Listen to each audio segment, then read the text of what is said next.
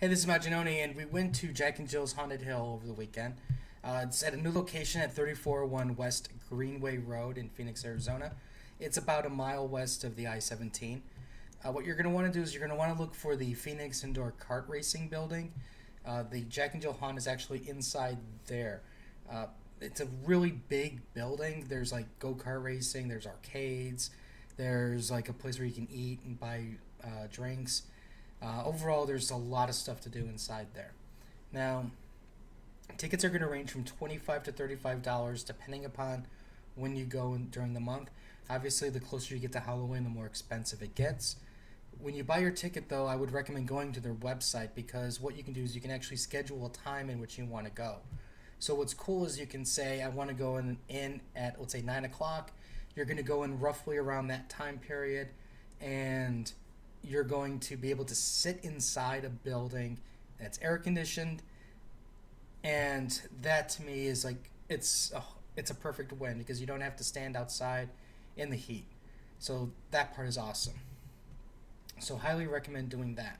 Last thing you want to do is go there and find out there's a whole bunch of people who reserved ahead of you, especially if you're in a larger party. Now, the actual haunt itself is basically what you're going to be doing is you're going to be descending into a mine looking to find out what happened to Jack and Jill. And compared to the previous Jack and Jill's, this haunt is definitely bigger. It's located on 2 stories, so you're going to be going up and down stairs. And it does add to it, for sure. Because like every haunted house in Arizona is on a single floor. And it's a little different experience having to go up and down.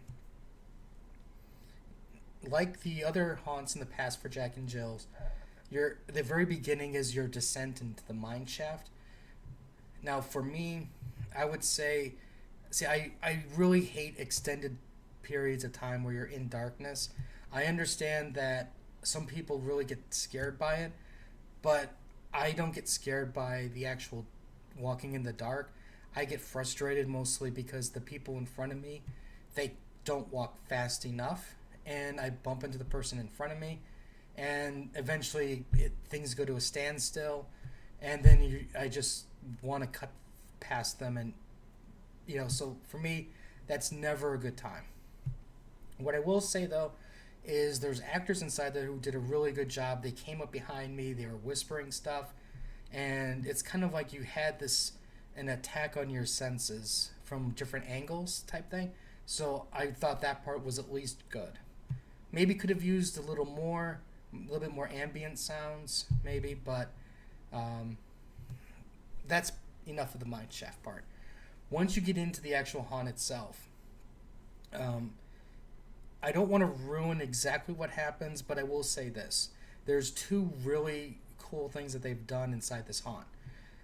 One is a very subtle thing that you may not notice until you get to the end, but it's a great thing that they've done over time. The second thing is right when you leave the darkness part, they've added something where it actually makes you feel like you're in a mine without being total darkness, and it's a very in a sense a tactile feeling to it, and I thought that part was really, really strong, and those 2 were great additions. The actors did a fantastic job overall. The cannibal-like family, they did a fantastic job coming up to you. They're very aggressive. They don't touch you unless it's accidental. Like for me, like I know I've accidentally brushed against a couple of them, so I was probably guilty of that part more than them. But overall, they're right there. They act intimidating, and they do a really good job. There's one guy at the beginning was I don't want to spoil it, but there's a guy near a fence. He was his setup was awesome. Now, when you go deeper into the mine, you start encountering the victims and stuff. They also do a fantastic job. The way they just beg and scream for help, and you just want to save them. And then it becomes chaos because you're hearing what's ahead of you, you're hearing what's behind you, and you really get this feeling you're in this horror film. And I really love the total immersion of everything. They've added some new rooms. There's a room that's really strong, and that they've added brand new, and it just really adds more depth to the overall experience. One thing I could say that it could probably need is it maybe needs a little bit more light.